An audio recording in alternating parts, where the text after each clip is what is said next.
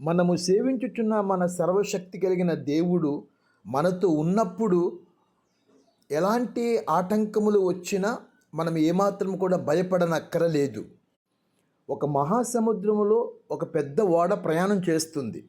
కొన్ని అనివార్య కారణాలు బట్టి ఆ ఓడ ప్రమాదంలోనికి చిక్కుబడింది. ఆందోళన భయంకరంగా ఉంది. ఈ విషయాన్ని తెలుసుకున్న ఓడ ప్రయాణికులు భయంకరమైన ఆందోళనకు వారు గురి అయ్యి ఇక వారు సేవిస్తున్న దేవుళ్లకు నమస్కారాలు చేయటము, ప్రార్థనలు చేయటము, మొక్కుబళ్ళు చెల్లించుకోవటము, ఏడవటం జరుగుతూ ఉంది. అలాంటి సమయంలో 12 సంవత్సరములు కలిగిన ఒక యవ్వన కుమార్తె ఓడ ఈ చివరి నుండి ఆ చివరి వరకు గంతులు వేస్తూ పాటలు పాడుకుంటూ ఆడుకుంటూ ఉంటుంది. అప్పుడు కొంతమంది పెద్దవారు చిరాకు పడి ఆమెను పిలిచి, నీకేమైనా బుద్ధి ఉందా?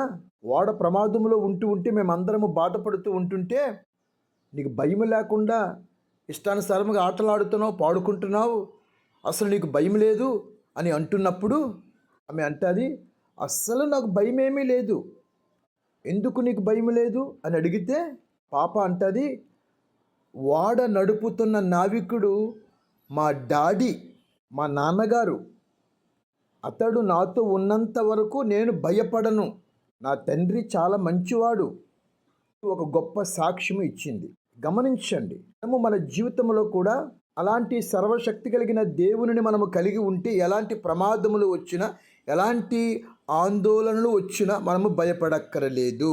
ఆమె చెప్తామా?